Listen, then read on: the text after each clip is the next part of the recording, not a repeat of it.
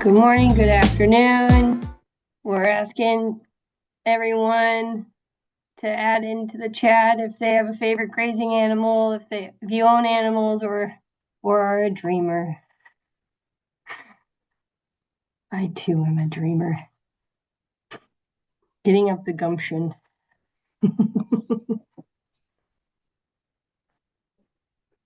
All right, more. Oh, hi. Run.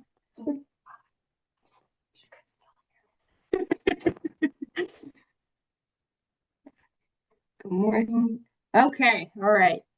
Thank you, Maddie. We got a good chunk of people in here right now. This is amazing. Thank you all for coming into this webinar presentation. And yeah, keep adding animals into the chat. All right, it's 12:01. Thanks, Maddie. Oh, right on. Okay, on it. Good afternoon now, everyone, and welcome to the kickoff of Minnesota Women in Conservation's first webinar of 2026. And we have great guest presenters today, Tarah Young and Kelly Anderson. They will do their intros when it is time. We're asking about what brought you here. Are you grazing, and some animals that you are interested in.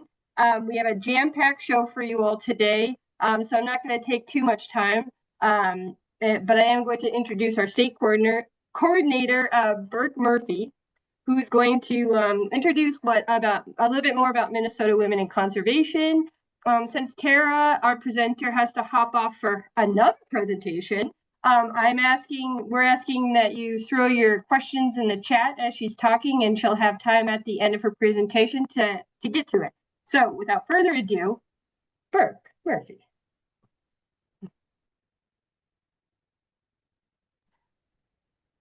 Here we go. Okay, can you see my screen, everyone? The slideshow. Yes, okay, thank you. Well, it's wonderful, the turnout that we've gotten and received for this topic and these speakers. We're really thrilled, and thanks, Alex, for doing a great job. I'm just going to give you a quick introduction to MNWiC. Burke, I don't see your slideshow. I see your home page, your home screen. Oh dear. Okay. So that's maybe I was afraid take a different window. Okay, sorry. That's all right. I was afraid of that. Okay, let's try this again. Here we go. How's that? Nailed it. Perfect. Okay, good. Thank you. It's okay. So let me just come on. Let's move the slides. There we go. So we want to share with you that this initiative is sponsored by Renewing the Countryside, a nonprofit that has been working for over 20 years to support and connect stewards of the land and farms with the necessary resources to have a stake in the game and reach some regional prosperity. And we want to thank Natural Resource Conservation Services for funding MNWiC, as well as the Minnesota branch of NRCS. Our objectives are to welcome all women in agriculture and land stewardship, to increase women's knowledge, understanding, and use of conservation, climate-smart practices, and NRCS programs. We are here, regional coordinators, to shepherd women through the process of program assistance, negotiating, the bureaucracies, and the unknowns of it all. And ultimately, we want to build a lasting legacy of relationships and regional networks. Our priorities for 2026 are to equip women with knowledge and understanding to develop their own conservation plans and support them through the process. How are we doing that? By building regional networks, having potlucks, webinars, field days, and sharing our stories from the field with learning circles. In our first year, we reached over 1,200 women. We would invite you to join us to deepen and expand our connectivity. You can see from this map the depth of our connectivity. There are some counties that we have not reached. We would like to turn the whole state green and a deep green. And we hope that you'll join us to grow our capacity as conservationists. We want to share with you the upcoming February webinar with this spectacular flyer. We are going to be focused on lakeshore restoration, and Allison Ryan, our regional coordinator from Aiken, will be kicking off this wonderful webinar. So please join our Facebook and Instagram. This QR code is a link to our website. I've listed the regional coordinators here: Allison, Alex, Maddie, and Noreen. Chris is with us too as our communications director and connector with all communications, and myself, the state coordinator. And so that is it. I'm going to stop sharing. Thank you for your time and attention. Alex, it's back to you. Thanks, Bert. That's awesome. And I'm going to allow our next presenter to introduce herself, but Tarah Young is a UMN extension educator and is filled with information. Tarah, thank you so much for being here, and pass it to you. Awesome. I appreciate it. It is a pleasure to be here today on a nice cold day, and I'm in the house warm, and I get to talk about one of my favorite topics. So really excited to be here today. So Tarah Young, and I work for the University of Minnesota Extension, which is good because maroon looks good on me. And I'm also a GLCA board member. So the Grazing Land Conservation Association board member. Been there for a couple of years now, and that's a really cool outlet because I get to talk with like plant people and livestock people, and I've been learning so much. So my background is in agronomy, actually, and we have a small beef cattle herd of Herefords. If any of you have any Herefords in the chat, let me know. But today I'll be talking about like getting to the roots of better pasture, kind of a pun, and then really building it from the ground up. So because with my background in plant science, I may be a bit biased, but plants and soil are truly the foundation for our grazing operations. And because I'm a plant person that also has livestock, I think it's really beneficial to think of the system as a whole and how everything is kind of interconnected, as everything often is in life. Is it going to go? There we go. So when I talk about better pasture, I'm really talking about three main goals. Animal performance. We need to provide high quality nutrition to our livestock for better weight gain, higher milk production, and overall just healthy livestock. Healthy livestock are happy livestock, I always say. Soil and plant health. I think pastures are a gold mine of potential opportunities to build soil organic matter and soil health. And this is one of the main reasons why I'm so passionate about grazing conservation throughout the whole state, because just the inherent properties of proper grazing management, and notice the keyword proper, and really using the livestock as tools in our systems, that just inherently improves soil health and other conservation metrics, as I'll talk about in a bit. So all while at the same time, hopefully benefiting us economically. So it is really cool. It can be a win-win-win situation. So that also leads me to my last goal that I have is productivity and profitability. We can strategically use our pastures to improve the yield, which then can also extend the grazing season, thereby reducing our stored feed costs. So they all kind of work together. They're all interconnected. When one improves, the others usually follow. Like I said, interconnected. So grazing is more than just letting animals out on grass. It is plant management. Yay! We're using livestock as a tool to harvest the solar energy. Well-managed pastures can yield about 2 to 3 times more forage than unmanaged ones. They're more drought resilient, which has been a really frequent concern in the past few years. And grazing is almost always cheaper than using any type of stored feeds, usually about half the price. So that's where the real cost savings come from. So just let the animals do the work of harvesting it for you. In this instance, you can be lazy. Think about it. You're setting yourself up to be lazier later. So some people think it's not really important if they're not from like a big ranching business, like a big operation. Really, these small operations that I've come from or hobby farms, they can all benefit from this too, because with the price of land nowadays, it just really helps to create these efficiencies efficiencies so that you can have more animals per acre while also taking care of your land. So everyone across the board benefits from this. Minnesota. Sometimes I'm not sure why we live here, but a few things we have to put up with in Minnesota that can make grazing more difficult, as I like to just mention a few. So it feels like we're in winter for like 70% of the year. So then when we finally have things that are growing and we're off to the races, then we get dry periods of drought and it's just like devastating. I just kind of prefer to go right back to winter, actually, just so I know like there's no guessing, but at least we know what we're up against in the winter. The short growing season, managing the spring mud and compaction, the lack of forage during the summer slump of drought, and the long winters. All of these are reasons that we need to be pretty much on the top of our game when it comes to grazing management. We really don't have time to waste. So that's why I think it's so important to be very intentional with your pastures. We have to make the most out of our growing season. And in order to do that, this involves understanding some key principles that we can work with Mother Nature and not against it.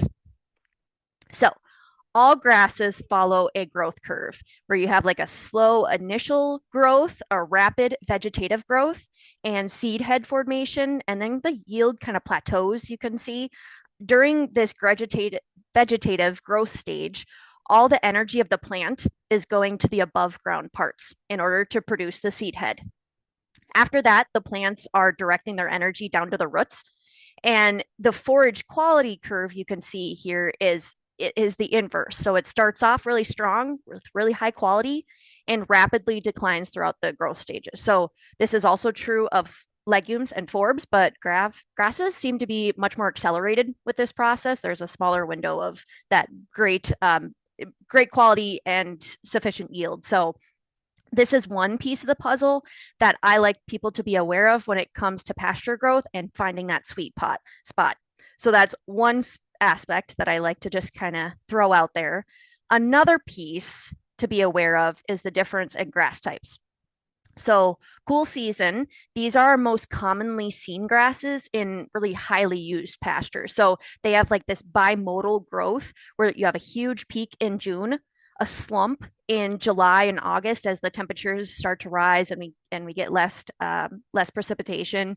We have a smaller second peak in September when the temperature cools, and then and really comes back alive a little bit, and then we kind of go dormant again. But that summer slump is usually a really critical bottleneck for a lot of grazing systems in Minnesota. Whereas with warm season grasses, we kind of have a bell curve where it starts late, it peaks essentially right when the cool season grasses start to fail. And these species are much more sensitive to frequent grazing. So they are much less common in like our normal pastures that you see just driving around the state. So as you can see, timing is really everything when it comes to balancing our yield and quality goals, as well as fitting into the growth trends of the plant. So because of these nuances, managing for diversity really helps to fill these gaps of forage, which can be a topic for a different day. So let's go back to your lessons on photosynthesis, my favorite. Leaves act like little solar panels. They use the chloroplasts in the leaves to create the sugars from carbon dioxide, water, and sun, as we see here in this graphic here. But if we remove too much of the leaf area, like during grazing, the plant has to pull energy from its roots to regrow the above ground biomass because it just simply can't synthesize enough sugars to regrow in the leaves alone. So doing this over and over and over, this weakens the plant and it just reduces the overall pasture productivity because the plants just simply can't sustain themselves. And so what happens when we overgraze? What is like the big picture of overgrazing? Like this is on a plant level, what a big picture. Overgrazing creates just this bad cycle of degradation where we have slower recovery. We have weed invasion because the diminished beneficial plants is like an open invitation for all the competitive weeds to come in. Compaction, there's just less organic matter to help like buffer the soil from the hoof traffic. and runoff, because there is really nothing standing in the way to slow down just large amounts of water in our big precipitation events we've been having. So, in summary, that's just not what we want to see. So, lots of research has shown that root systems mirror the shoots, which is the above ground biomass. So, what is happening below ground? We can see above ground what's happening below. There's a direct relationship between grazing removal and root mass. So, when plants experience a 90% shoot removal here in that first, or in that third graphic, of the plant, the roots die back because it sends all the sugars above ground and the plant is drought prone and weak. But if we remove only 50%, that first plant, roots do not stop growing and they can continue their job of scavenging for nutrients and water. And this is just a long-rooted misconception, kind of a bad pun, but I like to say that it is rooted in our agriculture industry, in our grazing industry, that we are just wasting pasture if we leave too much out there. This is the biggest perspective shift that I need to stress today. That accumulated carbon isn't just going to disappear. It stays in the soil and helps to maintain healthy plants and healthy ecosystem. So it's just not a waste. It's a savings account. You are building up carbon and it just doesn't go poof like I think some people think. So those are the details. But how do we extrapolate that foundation of like the residue management? So now that we know that, and how do we say, okay, but how does it work in my operation? How does it work in real life? So now I'll be comparing some different grazing systems. This is a really helpful graphic that some colleagues of mine at the university has made. But anyone who is working in like a conservation agency, I saw some of you online today, feel free to use it or for social media or handouts or whatever. But I really like nice, simple infographics to catch people's eyes. Also, maybe something I want to talk about here, but if you are going to next week's Women in Ag conference on Tuesday in St. Cloud, you'll be seeing us work through kind of a different grazing simulation and situations, comparing these different types of grazing systems. And as I was talking to the ladies on the call earlier, of like, people are going to act like livestock where they're grazing grass and even like depositing poop emojis. So it's going to be a blast. So if you're going, I hope to see you there. So kind of back to it, it's always better to see it in action, and that's why we're doing a grazing simulation. But as best as I can do on Zoom, I'll describe the differences right now. So continuous grazing basically allows livestock like unrestricted access to just one pasture. They can go wherever they want.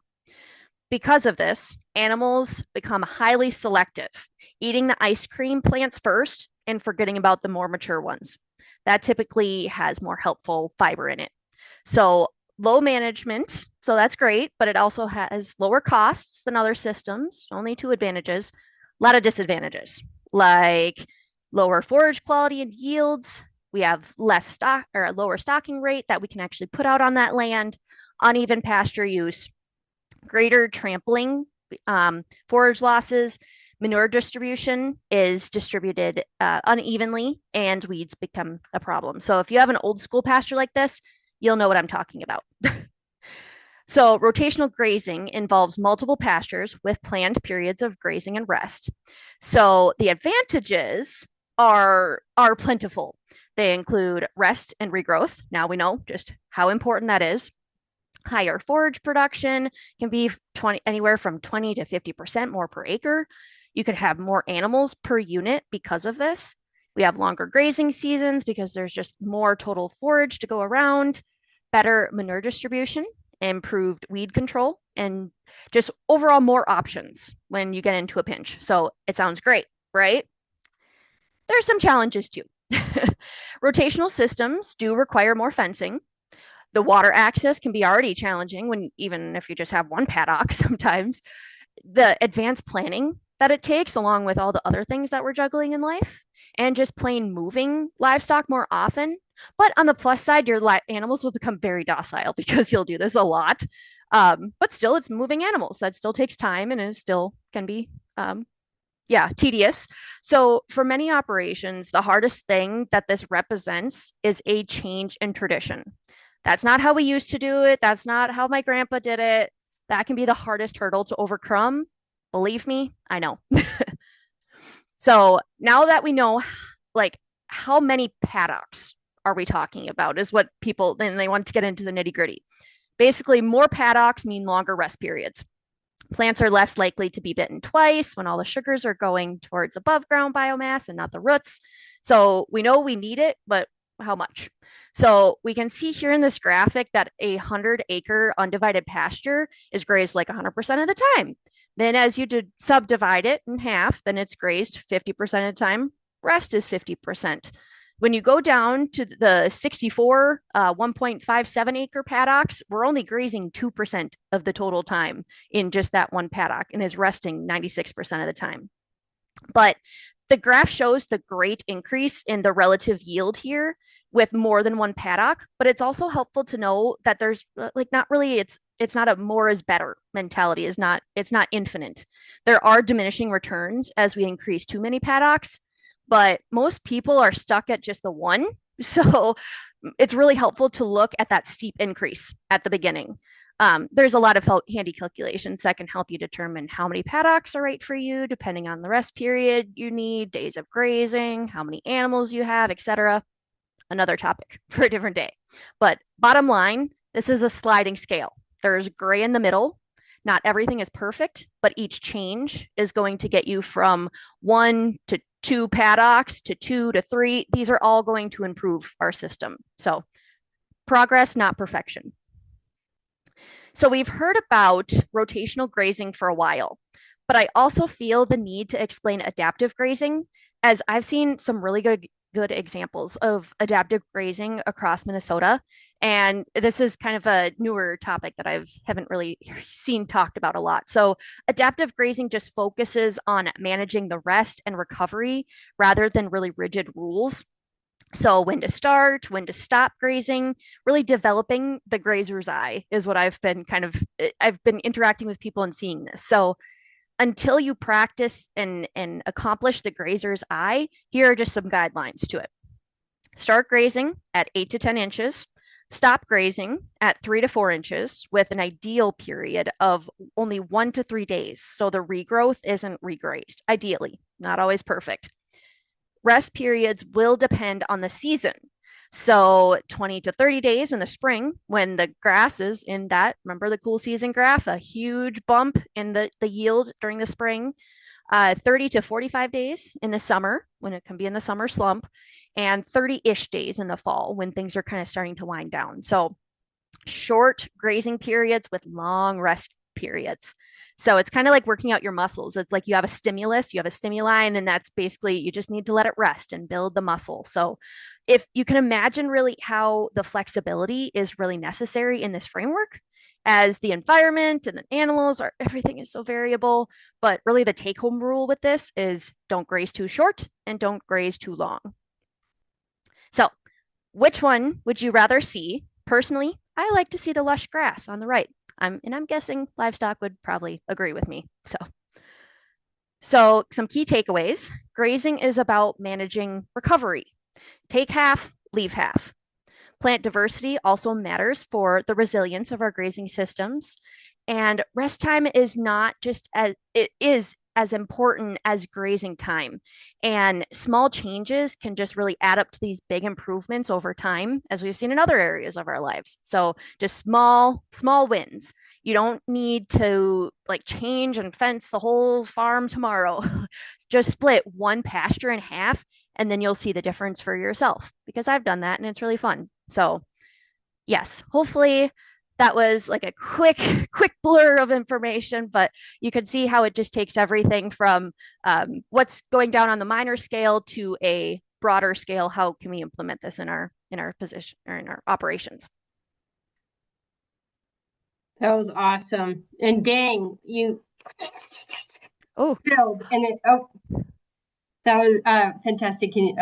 And yep, this is the spotlight. So now Tara's got like 5 minutes for some questions, and we did get one in the chat, but Noreen is our fantastic Q&A-er, so I don't want to take that away from her. But there was a question about if there was a tool that you mentioned deciding on the right number of paddocks for animal numbers and land amount.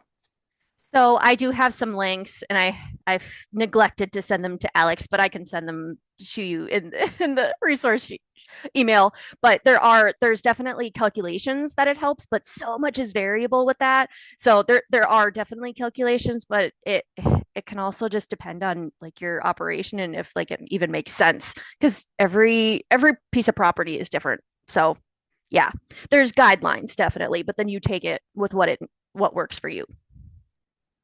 For sure. Thanks, Tara. Yeah. And is there anyone out there that would like to throw in another question? Difference between types of grazers, like sheep with split lip brows, horses, cattle, split lip brows. Go on. Isn't it? So I just started because I'm just a large ruminant gal. I'm just starting to figure out more about the smaller ruminants. And there are so many differences between this split lip browsing because they can be so much more selective. So because I mean, they can pick out exactly which leaf they'd like. In cattle, they just take their whole tongue and they just kind of grab things, which can be good or bad. You can kind of use that to your advantage depending on what your goals are for your pasture. But definitely between like nutrition, you have to be more cognizant that cattle are a little less pickier than other types of like small ruminants and horses. So that's kind of good and bad sometimes. So you have to think about the nutrition side as well. But yeah, there's a lot to deep dive into the differences because of that. And also that horses they don't regurgitate and yeah, they can't ruminate as our cattle can. Yes. So yeah, the nutrient composition of poo and scat, adding into some of these variables of what's the nutrients returning to the land. Yeah, definitely. Yeah. Definitely. Man. And because they're picking only the ice cream I mean, Yeah. we think cattle can do that. Boy, they really can. And then they might not be able to get the necessary fiber and the other nutrients that they need, like eat your broccoli. So, Yeah, I understand the full ice cream diet too, but yeah, there comes a moment. Well, my goodness, that was chock full, and like there's so much more. I know. Yeah, just a glimpse. A fantastic glimpse. If there's not any more questions in the chat right now, we will be doing more questions at the end. And of course, we'll have Tara's. Are these grazing practices being implemented in Minnesota? Yes, they are. It is so cool. And Kelly is doing one of them. I have actually been to Kelly's operation. So, yes, yeah, definitely. Like across the country, you'll see just the stark differences of like a really poorly managed pasture, and then you'll see these lush pastures that people are out there with temporary fencing and moving cattle religiously. Like it's a lot more work, but I mean, there's a whole like group of people that are doing this out there and they're kind of indoctrinating their neighbors and saying like, wow, that works. So yeah, it's happening. Right on. Yeah, and hopefully with both of you presenting today, we're just moving the needle. Let's get some more. All right. Yeah. Party on. This is awesome. Thank you, Tara, so much. And like I said, more questions at the end, and also I'll send in your email and people can reach out. And then she's going to be in Waite Park next week. So if you're available and you're around, ladies, and participants. Okay. All right. Thank you, Tara. All right. Thanks so much. And there's Kelly, spotlighted. All right. Kelly is a livestock specialist with MDA, Minnesota Department of Ag, and it's just a grazing fanatic passion guru. So I'll let her talk more about what she's doing. Thanks, Kelly. Okay, yes. I think I need to select which screen you get to see. I believe you should be seeing some cows on a pasture in a title screen. Awesome. Okay. I have a love-hate relationship with Zoom and giving presentations this way. So somebody holler if I mess something up, please. Okay, so that was a really great overview by Tara, and I'm really glad she went first because she did a really good job kind of giving us the background of, just the basic information about grazing animals and how to manage grazing and why we want to manage grazing and what might be good, what might be bad, what might be questionable. so that was really great, and I love the extension, like uh, the U of M extension people always do a really great job with presentations. I'm going to talk a little bit from my personal experience. Just a little background from me. I was hired as a livestock specialist, oh my goodness, almost 16 and a half years ago with the Department of Agriculture. And through that, I kind of got more into being a grazing specialist because that's where my interests lie. And I was fortunate enough to have supervisors that let me kind of take that path. Through my time with the Department of Agriculture, I have done some kind of consulting work with the DNR to help them manage grazing on public land. And in 2012, I was on a committee that helped to establish the statewide conservation grazing plan that the DNR now uses to use grazing on public land. So I'll talk a little bit about that and why they do it, and then also kind of what that means and how you might get involved with that kind of grazing. So Tarah talked a lot about grazing in general, sort of what you might do on your private pastures.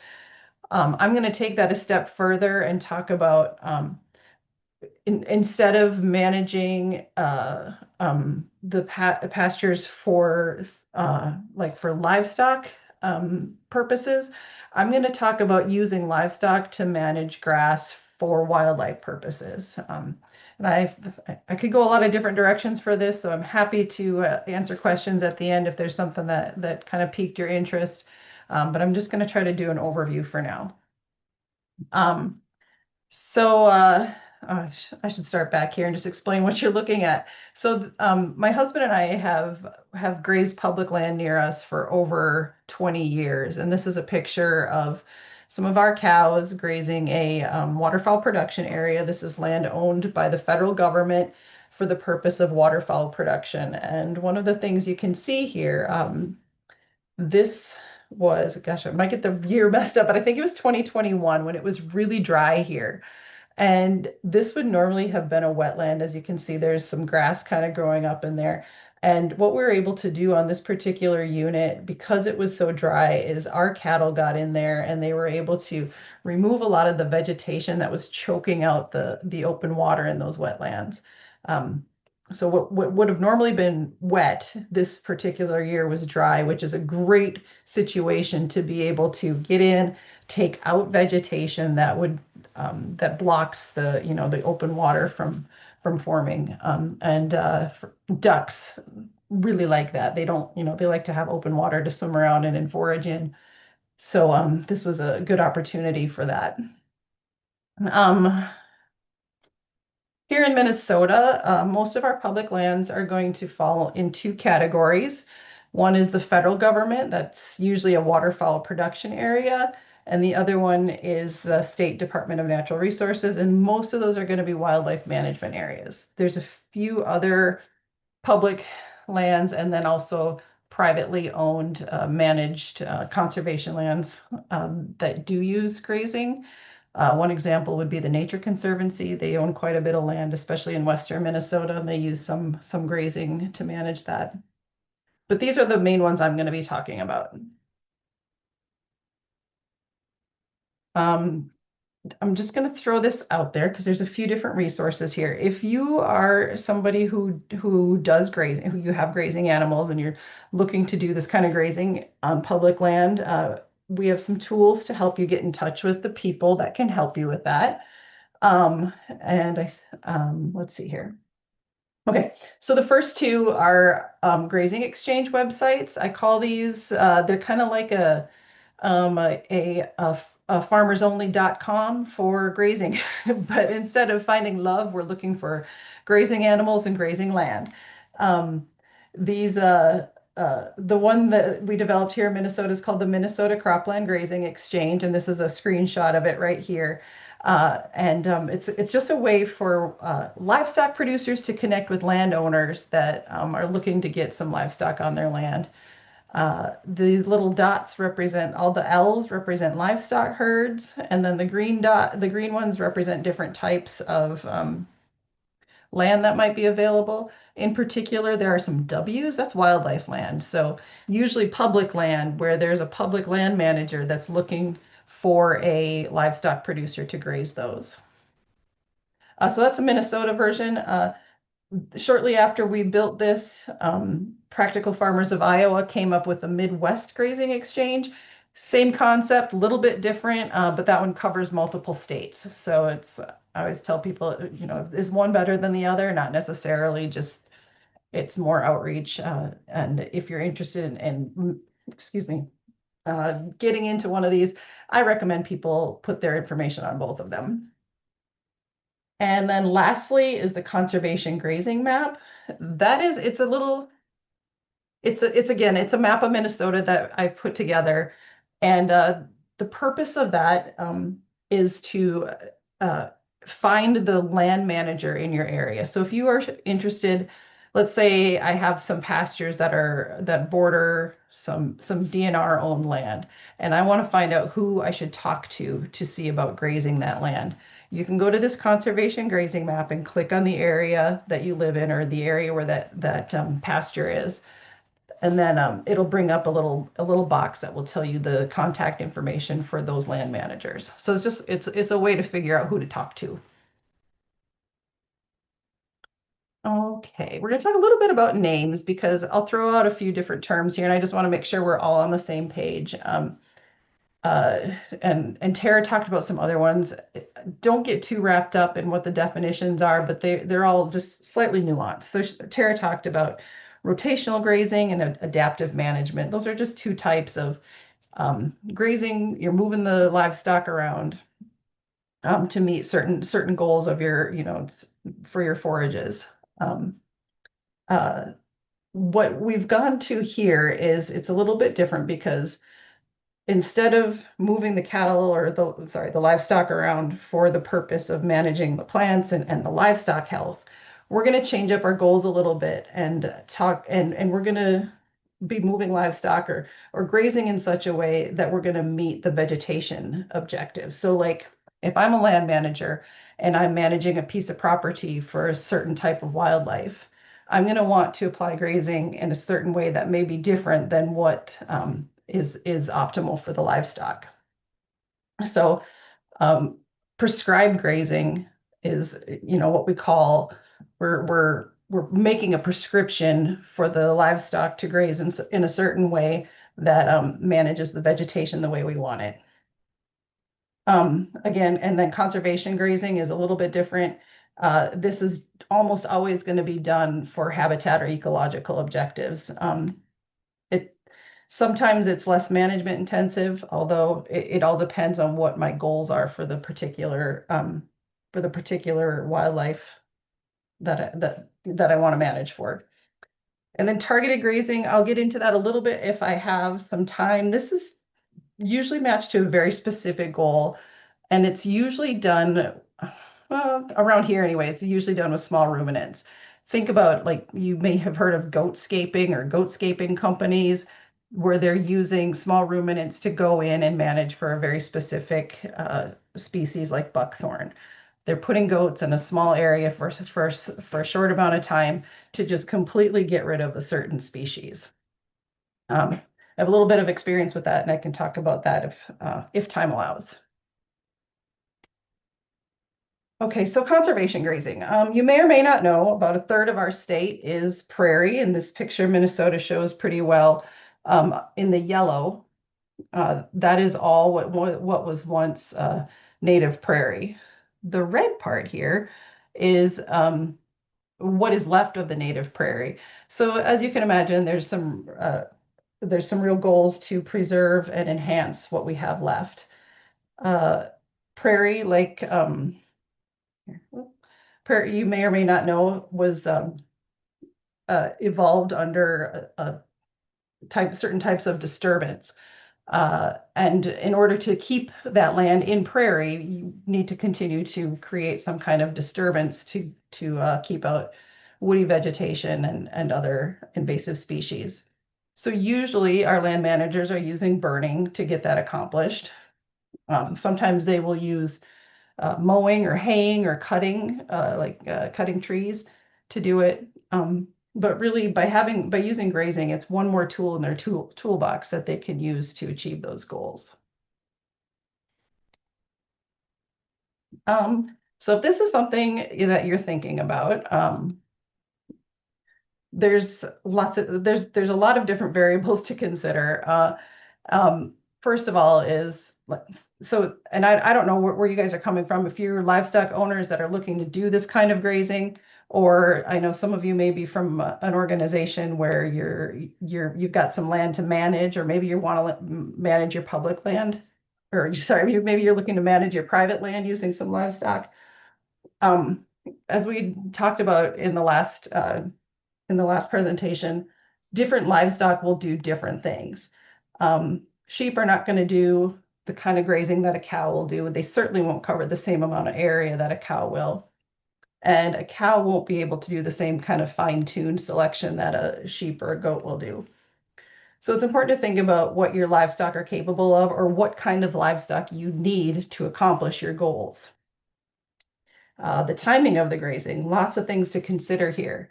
If I want to, let's say, if I'm managing some conservation land or managing some habitat that's really choked out with cool season grasses like brome and bluegrass, and I want to see more diversity there, I want to make room for wildflowers to grow.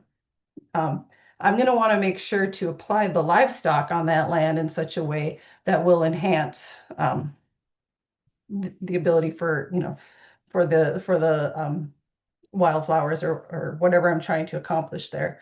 Usually, if I'm targeting cool season grasses, I want to have livestock graze really hard, really for a short amount of time in the springtime to set back cool season grasses like brome and bluegrass, and then that will allow for other more diverse species to come in. Just like when we were talking about rotational grazing, your livestock needs are something to consider. Do you have water where you need it? Do you have the fences that you need? Will they need shelter? And what kind of supplements might I need to bring out there? And we can use all of those different tools or all of those different infrastructure needs to help target the livestock in certain areas. Finally, how am I going to move them? How am I going to get them to and from the place that I need to graze? How am I going to move them from pasture, from one paddock to another? And this is something that I have quite a bit of firsthand experience with. So I think the next set of slides, I've got one more to go over, and then the next slides will kind of show you how we've done that on our operation. This right here, there's a lot of information, and don't take it as biblical doctrine or anything. This is just an example of some of the different management objectives that you might be able to meet if you're doing some kind of conservation grazing. It just kind of shows like how we might prescribe the grazing to happen at a certain time in a certain way to manage certain objectives. So this is one that, if I want to manage cool season grasses, like I said, this isn't a very good example because it's talking about fall. Actually, fall grazing is a really great time to manage cool season grasses. But if I want to manage sweet clover or other cool season grasses that grazing like right away in the springtime for 2 weeks to a month with heavy grazing, well, that's one way to target those particular species. If I want to encourage warm season grasses to grow, I want to do more of a light grazing in the middle of the year, and that will help to it's kind of hard to explain. The way that warm season grasses grow, if you set them back a little bit or in their growth period, they actually send out tillers or like little underground roots that help them to spread and become more well established. So they like just a little bit of a light grazing early on that helps to make them more abundant. So this, like I said, this is just an example of some different ways that we might prescribe grazing to meet certain objectives. All right, now this is where I'm getting into more of the actual infrastructure and some ways to address the needs of the livestock. This is one example. This is actually on a unit that I wrote a grazing plan for. It's managed by the DNR. It's north of Alexandria. And on this one, you can see in the background, there's some surface water, but they didn't want the livestock to have uncontrolled access to all of that surface water. They wanted to get them up away from the wet area a little bit. And they wanted to make sure that the livestock had very limited access to that. So what we did is we brought in this solar panel. It's attached to a pump system, and we were able to pump the water up and out of the surface water and keep fresh water up on higher ground for the livestock. Something you might notice here, the area around the water tanks gets very heavily impacted. You might look at that and think, "Ooh, that's not so great. That looks kind of ugly. Looks like it might be overgrazed there." Actually, this is a really great example of structural diversity and having just some different things going on in the same area. This type of impact, although it's really heavy impact, it helps to, you might have, excuse me, this might allow some additional seeds to take root here. It might open up the native seed bank.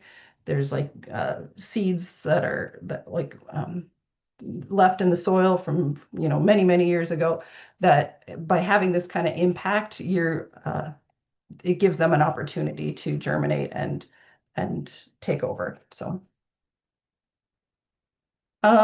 here's another example. This was that same unit that I showed you at the very beginning. This where we were grazing in wet areas that were dry because of the drought. Also, obviously, because those wet areas were dried out, normally we would have allowed watering out of those wet areas.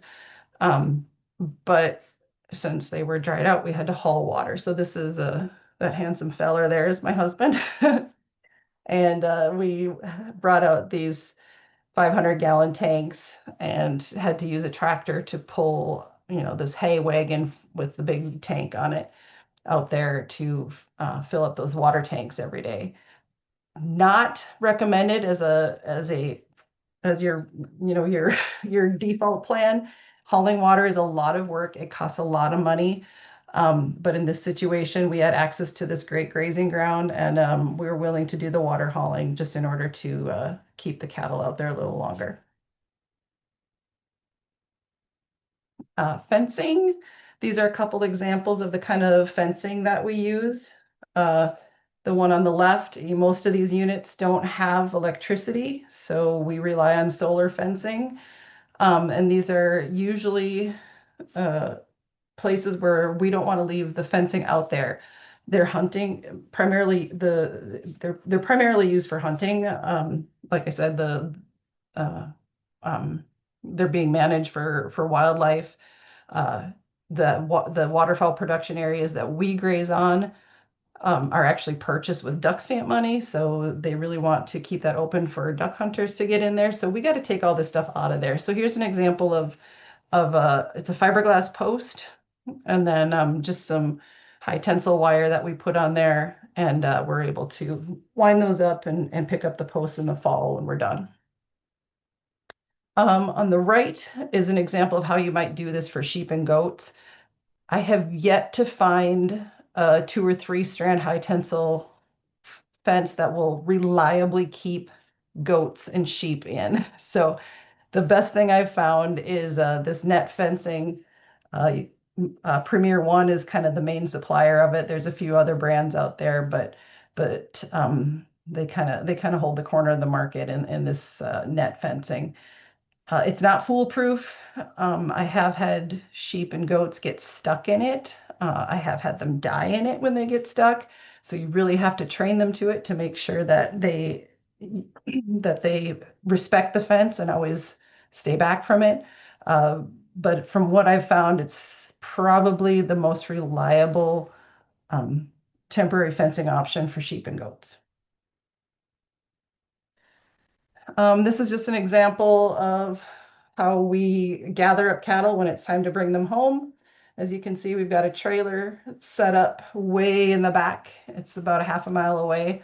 And outside of that trailer is a corral system, and I've got another picture of that here. So a lot of times we will use four-wheelers. Occasionally I get to go play cowboy on my horse and help gather them up with the horse. And then we'll bring them into a corral system like this. This is a really handy piece of equipment. Each one of these fences, they like fold up and fold in, so the thing can actually travel down the road, and I don't know, like 12-foot by 8-foot trailer thing. And then when you get to where you want to set it up, you just start unfolding the fences, and it makes a nice corral to gather them up. That's one option. Like I said, it's a nice piece of equipment to have. We don't own it. My neighbors do. So when we're not able to use that, this is our other option. I absolutely love these freestanding panels.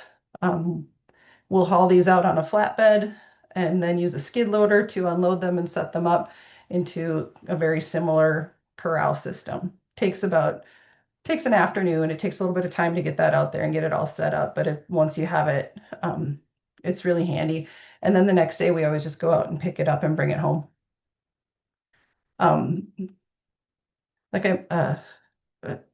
Maybe it was before the presentation start, we were talking a little bit about using livestock and getting into livestock. Cattle, they require big equipment like this, and that's why I think sometimes small ruminants are a little less intimidating. I don't know if this will play or not, but it's a lot easier to train sheep and goats to a bucket. When I move my sheep and goats, there we go.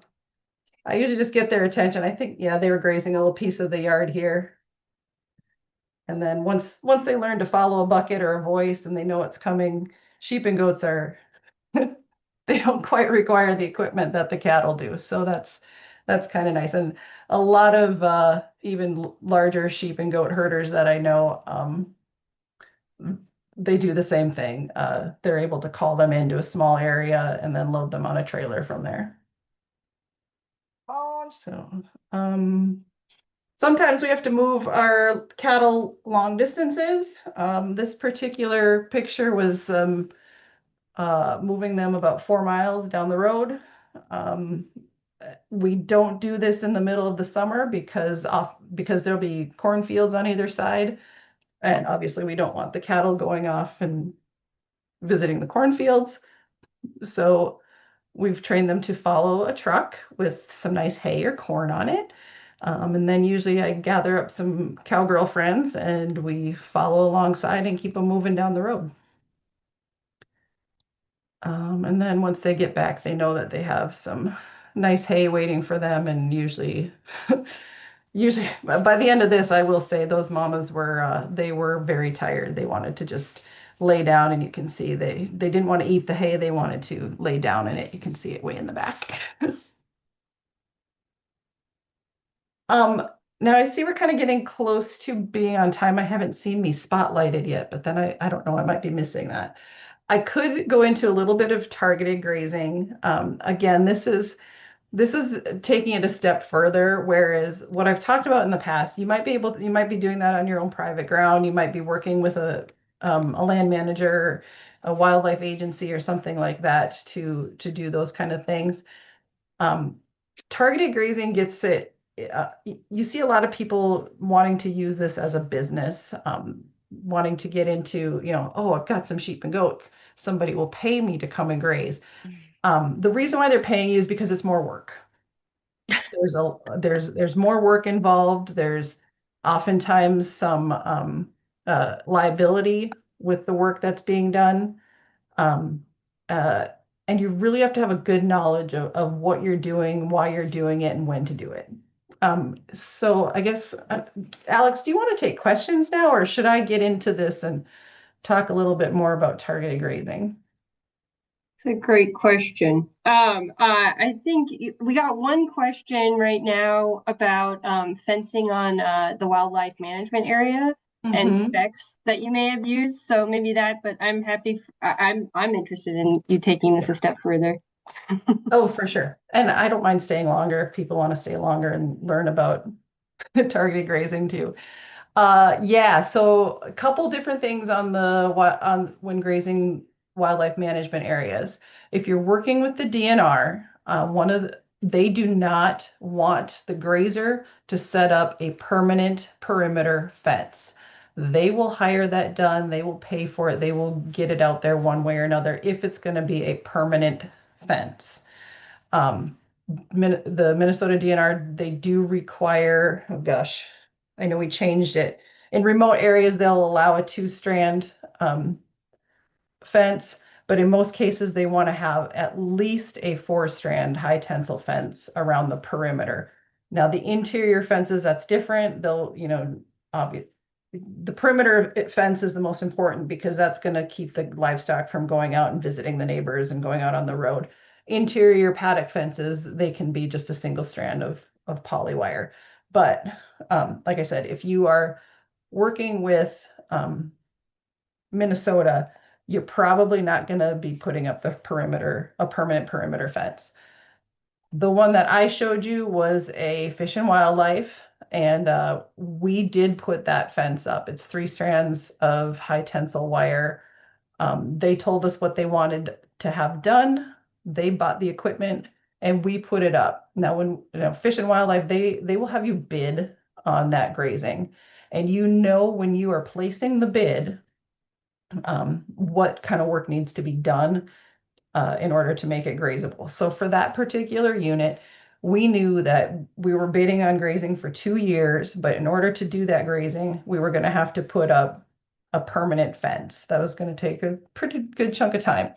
So we bid that low. I don't remember if it was $3 or $6 per animal unit. We bid on that, and obviously got it because nobody wanted to go put up the fence for that amount. The subsequent years after that, when the fence was already there, we had put up the fence, but we had absolutely no right to graze that again unless we bid high enough. So in the subsequent years, we've had to bid that one a little bit higher. But yeah, it's going to depend on the organization that you're working with, and the different rules that they have set up. And yeah. Awesome. Yeah, and we have some, okay. Oh, here we are. What kind of cost share funding, help, technical assistance is available? The best place to start is going to be EQIP through NRCS. If that's your initial contact, they can set you up with a grazing plan. They can determine how much fencing you need. They can set up your paddocks, determine how many paddocks you need. You get a certain amount of money for exterior fences, a certain amount for temporary fences. But it's competitive. I applied for it and didn't get it. And it varies by county too. So for example, my county does not score livestock EQIP applications really high. Other counties do. So just because I didn't get it doesn't mean you won't. My county doesn't like livestock.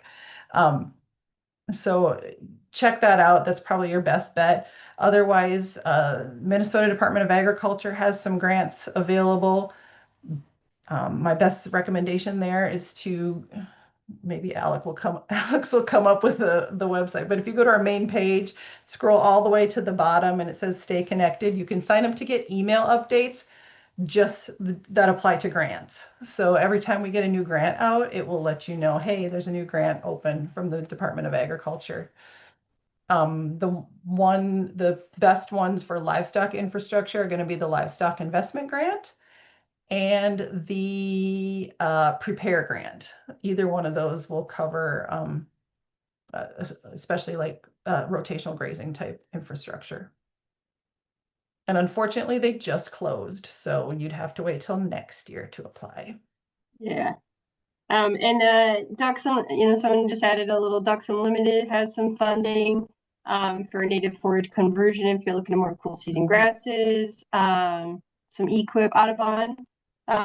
Thanks, Kristen. Okay. Yes, thank you. Yeah. To our private partners.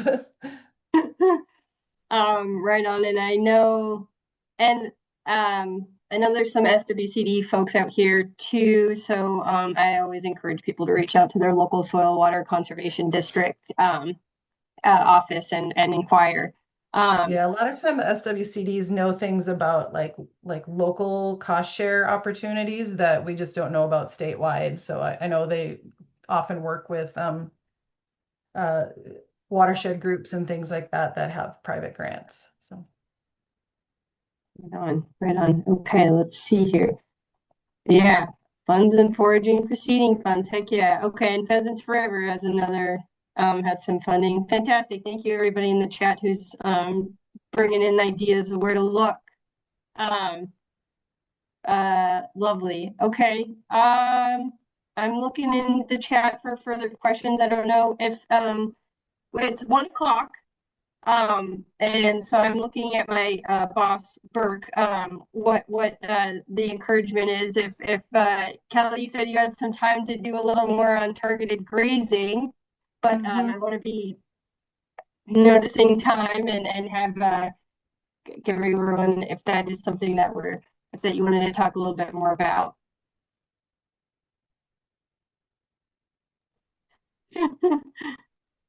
Well, Alex and Yeah. Kelly, this is great. Why don't you take, 5 more minutes, and we're losing people rapidly.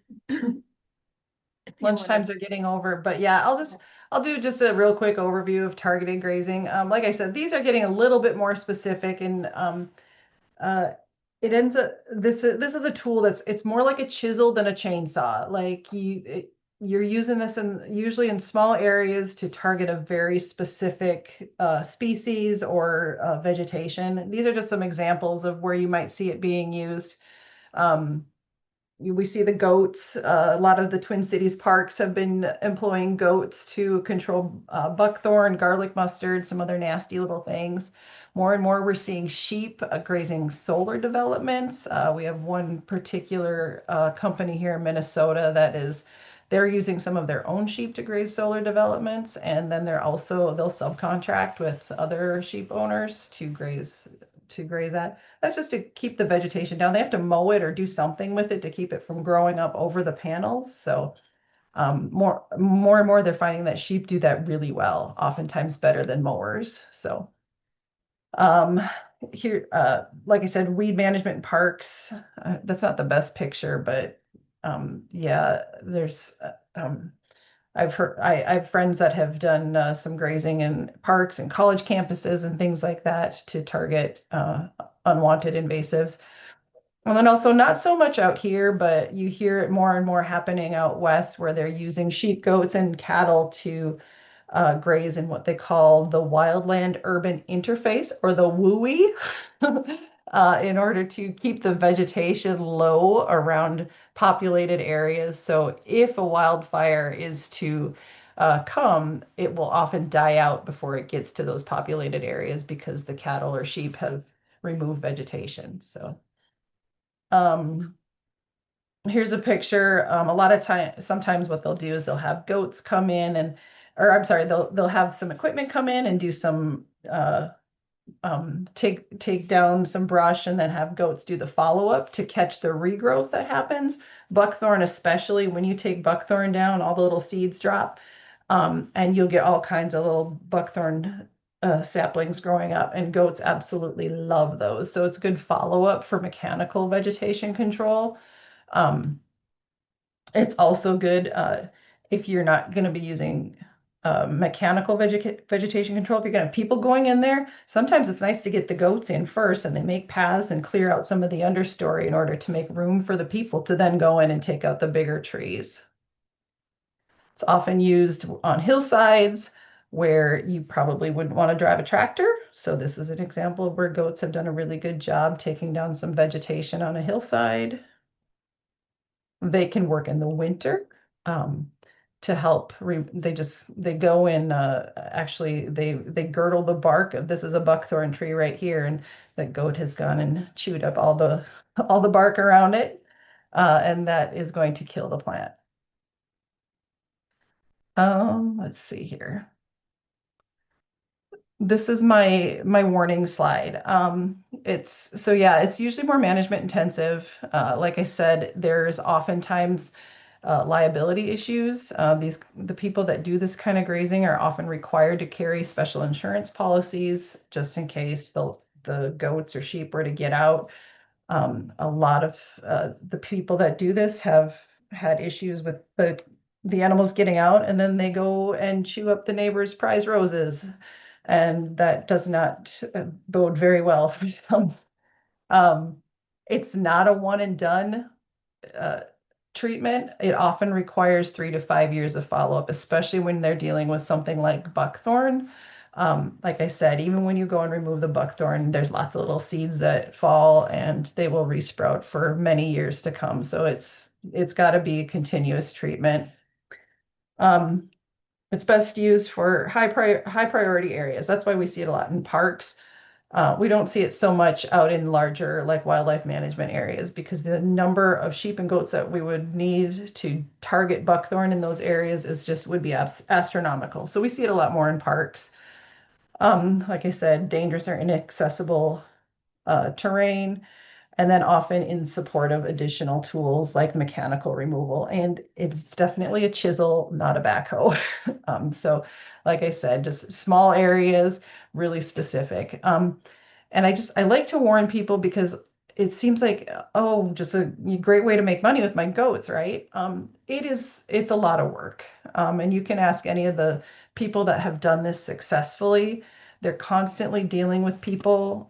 Usually their contracts are usually with parks and other government organizations. They're not working, some of them work one-on-one with individuals, but usually they're working with governments, which require contracts, which require liability insurance. There's a lot of paperwork behind it. So if this is something you're thinking about getting into, talk to somebody who's in it first. Don't just go do it because there's a lot that can go wrong. So I like to put that warning out there because it seems like a no-brainer, seems pretty easy, but when you really dig into it, there's a lot that can go wrong. Let's see. I told you I'd put like Alex, this is a lot more some websites than what I had sent you, but there's some out there. I was actually on the Society for Range Management has a targeted grazing committee. I was their chair for a couple of years. So I have connections all across the country that do this type of very specific grazing work. So happy to talk more about that if people have specific questions, but that's all I've got. So thank you so much, Kelly. I know there is definitely more. But I want to ask all the participants if you're okay putting your video on. We have this thing that we do where we take a picture of everybody at the end to prove that we did this. So I think Chris Marion might take us away. And Kelly, that was an amazing, I'm just going to keep talking as we take the picture. So say cheese whenever. That was just an amazing presentation. And I put Kelly's contact info in there. And I know there's like way more probably. There's like years of like presentations on this topic. So thank you. Cheese.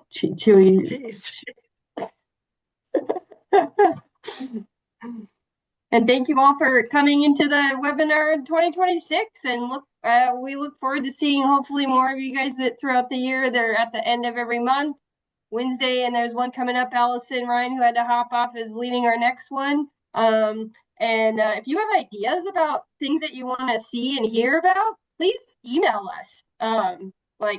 We want to serve the masses. So thank you all for showing up. I haven't done this in like a few months. Okay, goodbye. Thank you and goodbye. Thanks.